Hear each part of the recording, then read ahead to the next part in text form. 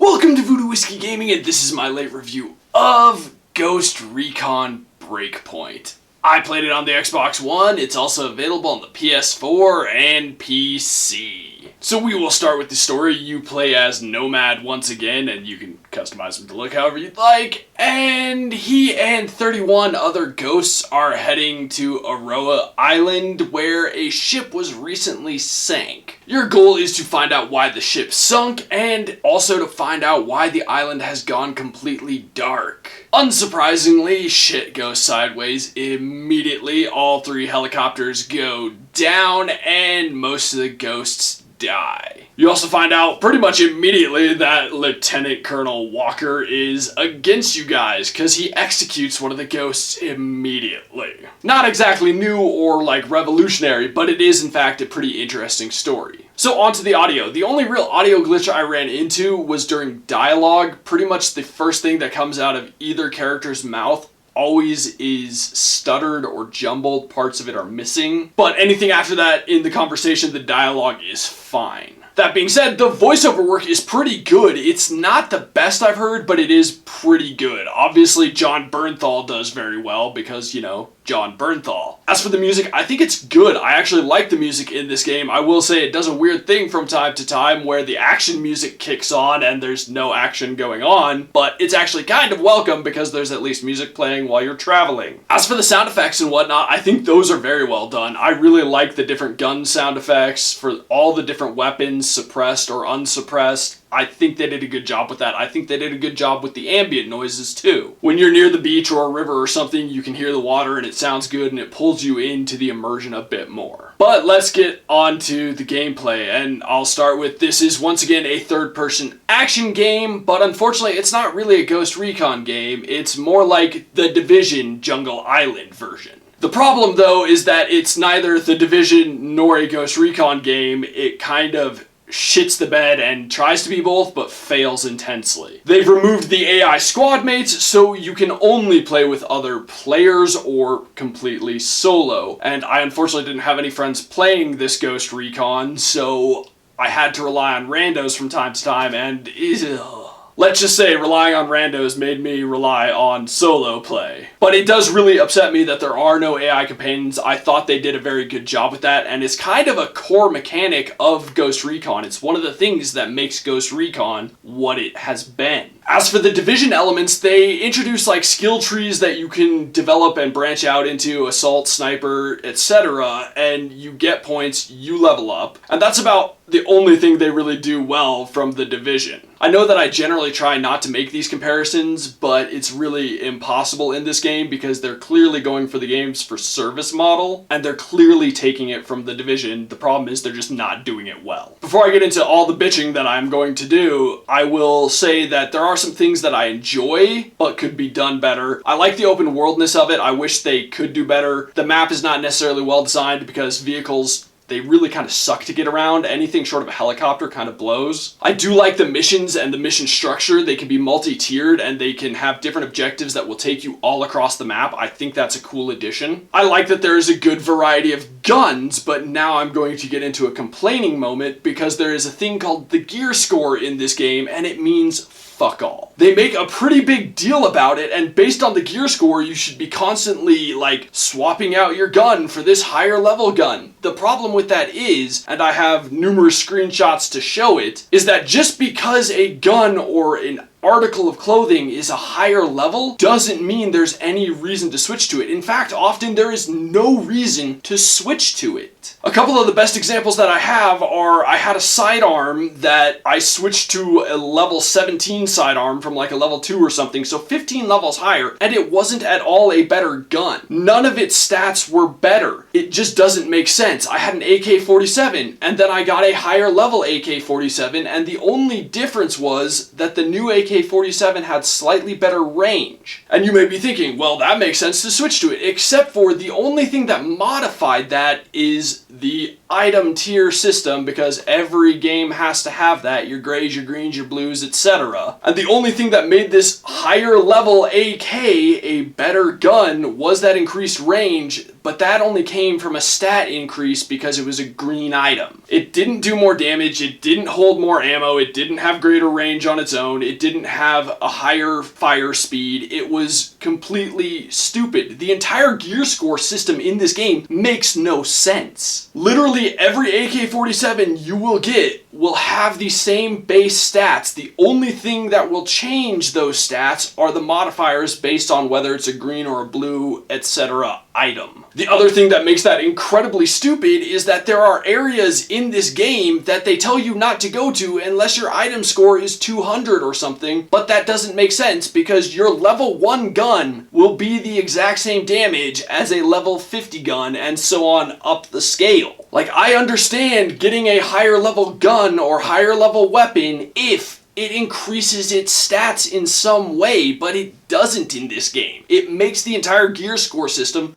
stupid. It's something they added that just doesn't make sense and is completely unnecessary, and it kind of makes you just sit there and think, what the fuck is this doing in this game? Another thing that's a pain in the ass regarding the gear is that when you go to try and buy new gear, you can't compare it to the gear that you already have. It automatically compares to your primary weapon, but if you want to replace your secondary weapon, there's no way of comparing those easily. I will also say, because it's a huge deal with the gear that people are complaining about, there's a lot of microtransactions for gear. I didn't spend any money, so it didn't really affect me, and I don't feel like it necessarily has a massive effect on the game. But I do think it's bullshit that there are as many microtransactions in this game as there are. It's complete horseshit. It doesn't help the game. It takes away. I also want to address that the menus operate pretty slowly. They're kind of painfully slow at times. It's a pain in the ass, quite frankly. Let's get into the HUD, which is also a problem in this game because it's kind of random. It's supposed to be smart, but it's really not smart. Like, when you're exploring, you kind of need your mini-map. When you're moving around a base, your mini-map would be super helpful, but sometimes it just fucking disappears. Or sometimes your gun information will disappear, so you don't have any information about that, and it becomes very, useless. I found the best thing to do is hit down on the D-pad and just turn the interface on at all times, but unfortunately that really starts to clutter your screen because that will also list all the objectives you have pinned at the time. There's no real winning with it, it's just kind of a mess. Let's get into some of the missions, because some of the missions are based on kind of investigation where they want you to go into an area and find clues so that you can go on to the next stage of the mission. The problem is that they don't give you the tools necessary. You don't have a good way of highlighting information that you need to find. I spent about a half hour wandering around a military base, in and out of every single building I could, and it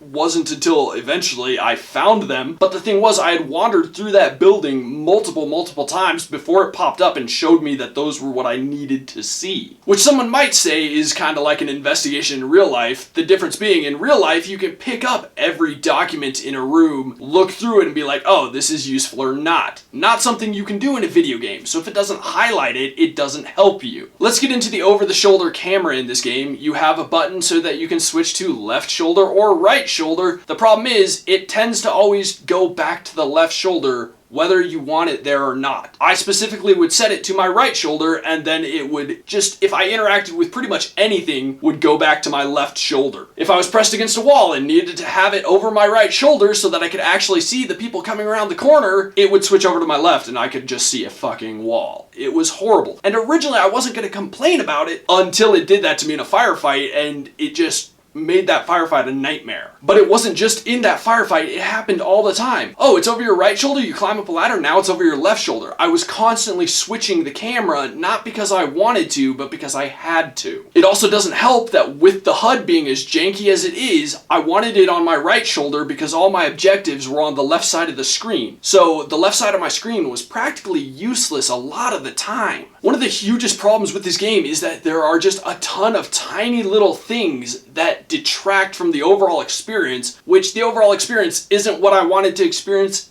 in the first place. There are just all sorts of small little things, and I'll get into some more in a minute once I jump into the controls, but there are small other things like I was in a firefight, took down one enemy, my gun was firing full auto, targeted the next guy, and suddenly my gun was firing semi-automatic without me doing anything. But as I mentioned, let's jump into the controls, which for the most part are fine. I do feel like the movement is sloppy. I wish there was a button to get in and out of cover rather than you just kind of try and press yourself against whatever you're trying to take cover behind, because it doesn't always work. You don't always successfully take cover. But then let's get into the camera, which is the thing I had the biggest problem with. You can set your camera to be inverted like I do for most things, but there are two things you cannot invert the camera for, which make it a huge pain in the ass: the helicopter and the drone. For some reason, the second you start up your drone, your camera goes to normal controls. For anyone wondering, that means if I push up on the right stick, I look up. If I push down on the right stick, I push down, whereas inverted, if I push down on the right stick, I look up, and vice versa. But if I'm running around playing predominantly inverted, and all of a sudden, every time I get into a helicopter or I start controlling my drone, my camera controls are flipped,